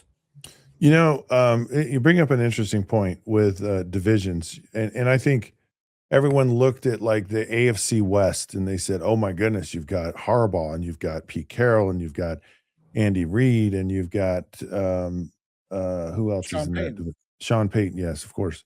How could I forget the Broncos?" And so, I mean, it's almost a Mount Rushmore of coaches, and it's tremendous coaches. And the teams that did well are the Broncos. You know, so Kansas City was terrible. The Rams or the Raiders were terrible, and those might be, yeah, but you kind of expected maybe the whole division to do well. I did. I expected Kansas City and the Raiders to give up, or at least give up more of a fight than they did. And you look at the NFC South, and that might be that division that's kind of emerging as like Carolina seemed improved. You get the right coach in Atlanta, they could be improved. Maybe Kellen Moore found his quarterback, and now they make a move forward. This might be become a really competitive division, because right now you go, it's up for the pickings. You can win the division quite easily at this point, but it might be one of those that's hard down the road. And you look at the NFC West and how it really kind of exploded on the scene as one of these really, really good divisions. So, I've always liked Michael Penix, and I don't think this is a bad position for John Harbaugh at all. I really don't. And on top of it, you've got an organization. Arthur Blank, has a good reputation. I think he wants to win, so I like it. What about Miami? Who goes to Miami? Miami is an interesting one because I saw a report today that Kevin Stefanski is going to be doing an interview today. And honestly, I think besides Baltimore, to me, Stefanski should pick between Miami and Baltimore because offensively they need help. And, the question is, well, will Stefanski want to keep Tua? Will he want to, change up the quarterback position? What is he going to do with Tyreek Hill? What's he going to do with Jalen Waddle? They don't have a solid tight end. Defensively, they have some talent, but they're still a little bit up in the air with how the roster's built and who's going to be coaching that defense. So Stefanski did a lot of good things in Cleveland. He turned that team around. They won a playoff game with him. Baker Mayfield, Nick Chubb, that whole entire offense, Amari Cooper. I mean, they legitimately were a good football team. He won Coach of the Year twice, and he won a playoff game with Joe Flacco at the age of 37. So there was a lot of good things that Stefanski did in Cleveland. Unfortunately, it just went south after Deshaun Watson got there. He never developed and progressed what he should have been. And to me, Miami makes sense because either he's going to come in and revive Tua, or they're going to move off and find a quarterback that fits Stefanski's system, and he's going to actually develop his offense the way he wants. And I think that's legitimately something that they should look into. Obviously, they need to find a new GM in Miami, but Miami better than I do, Scott, because you played and lived there. Ownership has changed multiple times, and obviously this ownership with Miami is a little bit of a stick in the mud because they want to force the ideas of what they want the team to look like. And they've gone through now two coaches. They've gone through Brian Flores and they've gone through Mike McDaniels, and the still consistent one there is Tua. And Tua hasn't changed one bit since his rookie year. And the questions are, is there still something left with Tua? And could Stefanski be the guy to turn it around? Yeah, it's really tricky with a guy like Tua because, is he Jared Goff? Is he Sam Darnold? Is he Is he a guy that you really, or is he just hit his ceiling? This is the best he's going to be. And I think that's the question. Whoever the coach is goes, can I get the very most out of Tua? Can I get more out of Tua? That, to me, that's the question of the day. And if I move on from him, what is really available and what's out there, and is it through the draft? And I think the draft, maybe not this year, but next year is going to be a really, really strong quarterback draft. So maybe you're like, look, let's kind of get through this year. We'll have a stopgap. We'll focus on other parts of the team that we can get better and hope that we can land a really good quarterback in a year, or maybe we find someone through a trade or through the draft or free agency, whatever. And so maybe that's how they look at it. Stefanski is, to me, I think, one of those guys that certainly will get a lot of looks, and he's one of those guys that I think learned a lot from a really challenging situation in Cleveland and did a remarkable job considering everything. Should have been so much more, though, and you get just struck with some pretty bad luck there, which is part of football. It's just Deshaun Watson, whether he would have been good. I sure liked him early on in his career, just hasn't really panned out at all like what you kind of thought he would be. And that's just been a nightmare. And then there's just kind of a road show going on right now. And I don't know how much that, is going to play out for them, but I think it'd be fascinating to see Kevin Stefanski get in could we say normal situation? I don't know if there even is a normal situation in the NFL. And he just gets in a pretty healthy one. So that'll be fascinating. Okay. What about some of these people like you got Brian Flores, is he going to get a look somewhere? You got Mike McDaniels, got Cliff Kingsbury. They're interviewing in Baltimore.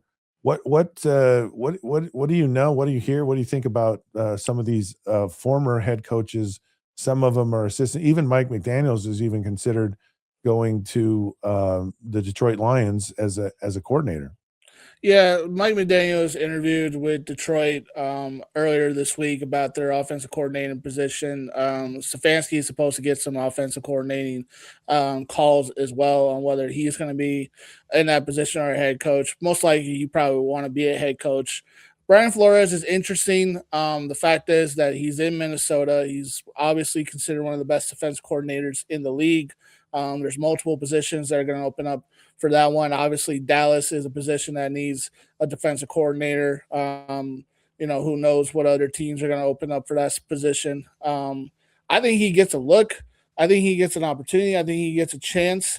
I hate to say this, but the Rooney Rule is in place that to make sure like Brian Flores, Van Joseph, guys like Eric Bieniemy get an opportunity to get interviewed. But just because the Rooney Rule says you have to interview, an African-American head coach, which is an unfortunate, it's a great rule to force that, but it's unfortunate that standard has to be set, and then you say, oh, well, we're going to move on to somebody else. I think Brian Flores deserves another opportunity as a head coach. I think the two teams that he should go to is either Arizona or, in my eyes, Cleveland. I understand that would be a little bit of a tough, sell maybe in Cleveland. Will he want to work with Shedeur Sanders? But I think Arizona needs somebody that's going to put a foot down and say, listen, this is how we're going to play. No more listening to Kyler Murray. Murray is a good kid, but we need to move on and create a structure, build the defense up, build the offense up. I think it was a little bit of a sour taste in his mouth of what happened in Miami. I think he got the short end of the stick in that situation. I think it wasn't his fault. He wanted Justin Herbert. They said, no, we're going to take Tua, deal with it, make the best of it. And he tried his best. They won 11 games. They went to the playoffs. And, it's just, to me, I think Flores in Atlanta makes a lot of sense. I mean, in Arizona makes a lot of sense. All right. This is really what I want to know. Who's going to go to Cleveland? I think Brian Daboll goes to Cleveland. I think Daboll takes that job. Wow. I think Daboll goes there. They need somebody like him to run a solid offense, to rebuild the quarterback position. to build up that quarterback room again. Him and Shedeur Sanders, why not? He did it with Jackson Dart. He did it with Josh Allen. Why not with Shedeur Sanders? Shedeur, to me, has talent. It's just him and Stefanski could never get on the same page. I don't know if it was Stefanski being a little bit of throwing a temper tantrum, saying, no, I don't want to work with this kid, or Shedeur Sanders not listening to him. The only way we're going to find out is with a new head coach and see Shedeur Sanders in a new offense and see how he progresses, because there's some talent there. He did make a lot of bad decisions. He did throw a lot of dumb interceptions. But at the same time, when Cleveland's a mess and you have no legitimate wide receiver one, and Jerry Jeudy's throwing fits saying, why aren't you throwing me the ball? And you do throw him the ball, and then he fumbles as he's, trying to tiptoe around a DB in the middle of a Las Vegas Raiders game. Like, those are the reasons why you don't throw him the ball. So I think Daboll can turn Cleveland around if they allow him to do what he wants to do.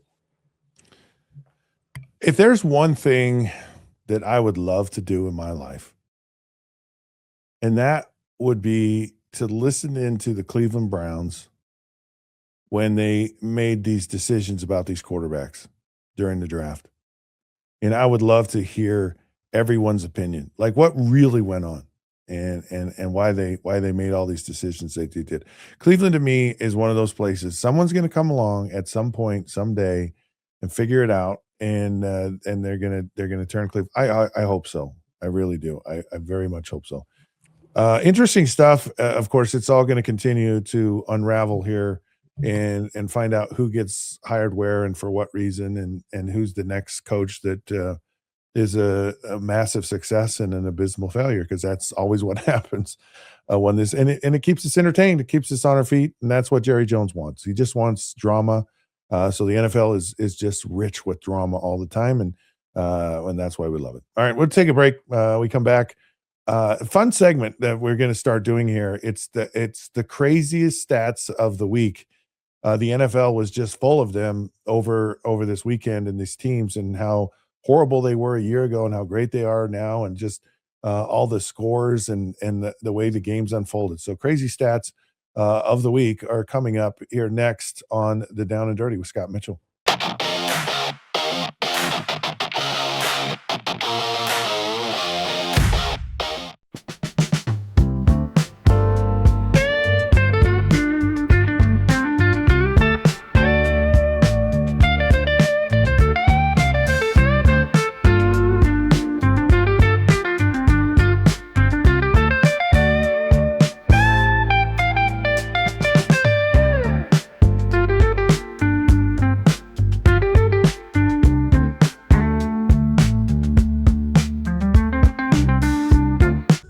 Tervis is all about staying hydrated with style and durability. You can trust Tervis tumblers to keep your drinks the perfect temperature, hot or cold, for hours. From the classic insulated tumblers to sleek stainless steel water bottles, each product is built to last and comes in endless designs to match your personality. Stay refreshed and express yourself with Tervis. Visit tervis.com today and find your perfect tumbler.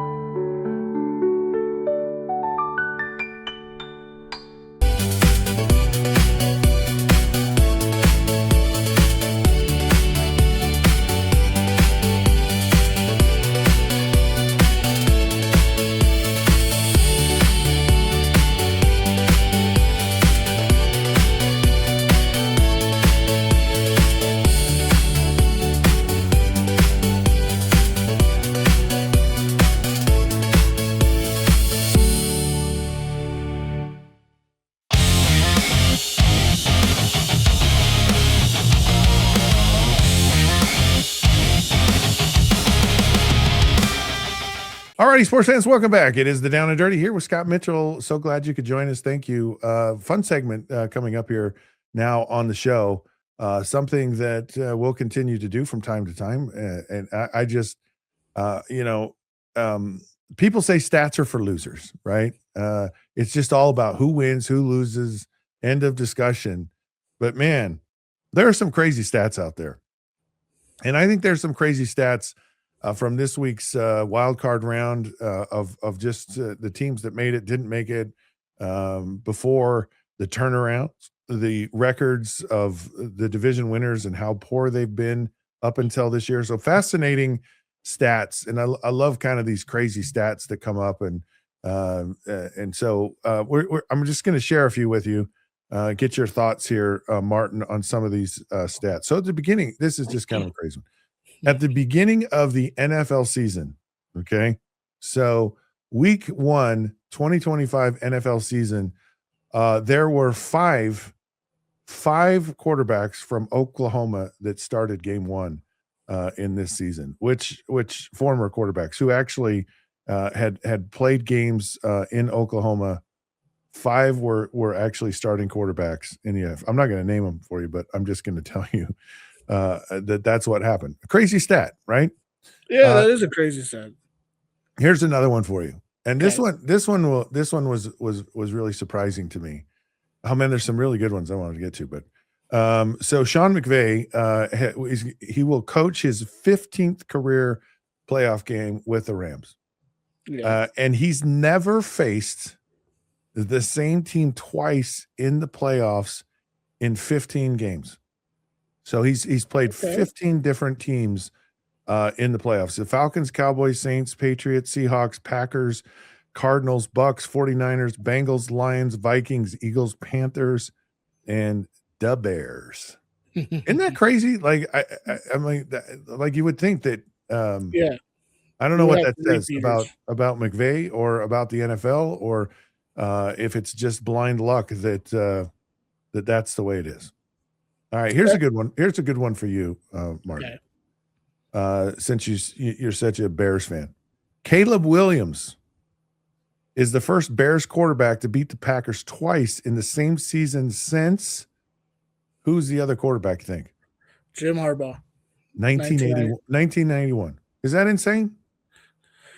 Yep. And to even add more salt to the wound, I was born 5 years later. I was born in 96. So I've never seen a quarterback in my life beat the Packers twice ever, and I've been alive for 29 years. When you talk about who's your daddy, the Packers have been the daddy of the Bears for a long, long time. That's a crazy stat. A very, very crazy stat. Now, speaking of the Bears, this is the first game this last weekend that the Chicago Bears have ever won wearing their all Navy uniforms. Now think about that, where this is out there.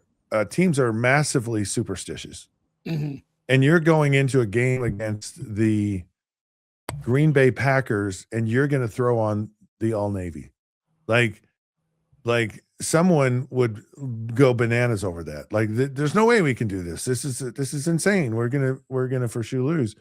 Or maybe they just said, you know what? Why not? Karma's just been the wrong way for us. Let's just do anything. Anyway, so first time, and it's a thing, Martin. Like your uniform is a thing. Superstitions are a thing. There you go. All right. Any thoughts about that or no? I 100% agree with that. Obviously, you played professional football, but I played high school football. We did the same thing. We would either my high school wore brown and white. It was a Catholic high school, but our colors were brown and white. So we would either wear all white uniforms with our all white socks sometimes on the road, or we wore all brown with brown socks at home games. We were the same way. Superstitions ran wild all across the locker room. That's just how you are as a football player or as a sports player in general. All right, here's another crazy stat. Okay. And this is a crazy stat. Okay. I had, I don't know that I ever even thought about something like this. So Josh Allen, right? Okay. Then, he's one of the top players in the NFL. Yes, he's won 8 postseason playoff games. 8. Okay. Oh, wow. And it's the most ever by a player who's never won a Super Bowl. Ooh. I mean, think about that. Like that's a remarkable stat. That's a remarkable position to be in. and I don't know how you would feel about that because people are like, Yeah. wow, he's done amazing in the playoffs, and yet he's run into the Kansas City Chiefs unfortunately at the wrong time. So he's got more playoff wins than does he have more playoff wins than Dan Marino than if he's considered I don't know. I just it's something I'd have to look up, but it's certainly I don't know how I feel about that because you say, well, he's really good.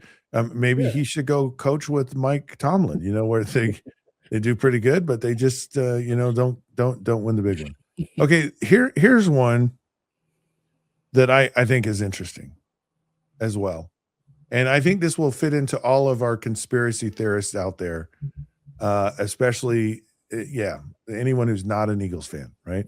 And I don't know that this is maybe this should be someone in Kansas City. I don't know. Maybe this person should be disqualified, but they're not. Okay, so it's an NFL official, Alan Eck. Okay, Alan Eck, an NFL referee. When he's been the referee for Philadelphia Eagles games, they're 8-1. Ooh. And you go, maybe a good luck charm? No. Yeah. Maybe not. He was born and raised in Pennsylvania. Uh-oh. Now, I know I shouldn't do this because I'm not a believer in conspiracy theories. And especially with officiating, I think the NFL really tries to get officiating right. I mean, it's just something it's just constantly refining and reviewing and all that stuff. But that just kind of says there maybe there's a bias from time to time. All I know is that guy would be anytime we're going for a conference championship. Now the Eagles don't get that choice; the NFL picks it. But right now I know a guy. His name's Troy Vincent. And of course, he played for the Eagles. We were teammates on the Miami Dolphins. He's head of operations, I believe, for the NFL now. Yes. And maybe he's a guy that has some influences there. We'll get old Andy Eck out there coaching Eagles games. Did you just stay on the show here for a minute? Was there ever a referee that stuck it to you that you're just like, I see him on the cheat sheet. I know we're not going to win this game. If you watch, most officials are pretty respect. Most players in the NFL respect the officials. Now there's heat. The guys get heated and competitive. Yeah. But I never really ran into anyone. I ran into crews that were like, oh gosh, these guys call more holding penalties than anyone. Oh. And so that was just known. You were just and it wasn't just your game. It was kind of all the other ones as well. This is another interesting stat here. This is the first time in 15 years that the college football national champion will not be wearing it's a non-Nike school. So they won't be wearing Nike first time in 15 years. Okay. So fascinating. So Miami, Indiana, not Nike folks. I think what are they, Adidas? Might be Adidas. Well, then that leads you to, what was it, 2010? 2010, I thought was Oregon versus Miami. I know not Oregon versus Miami. Oregon versus Auburn. I know Auburn back then was Under Armour, but Nike has always been with Oregon. Or was that the 09 title game with Alabama and Texas? Because those two wouldn't have been Nike schools. Anyway, I'm still in the program here. I apologize about that. No, you're fine. You're fine. Do you need some more water, Martin, or is everything okay? Okay, Sorry, Jonathan Taylor, the Colts' great running back, had 18. He had more rushing touchdowns, 18, than 19 teams in the NFL. So by himself, he was better than 19 teams. Their total rushing touchdowns for the year.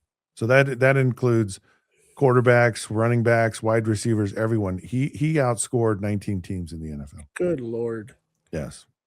All right, last one here. The Jacksonville Jaguars won the AFC South with 3 different head coaches.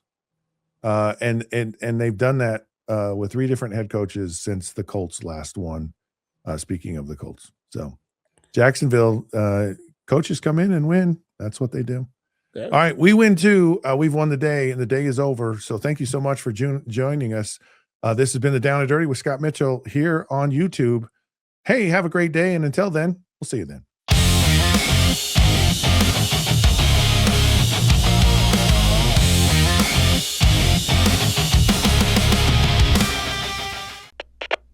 We are Rogue Media Sports.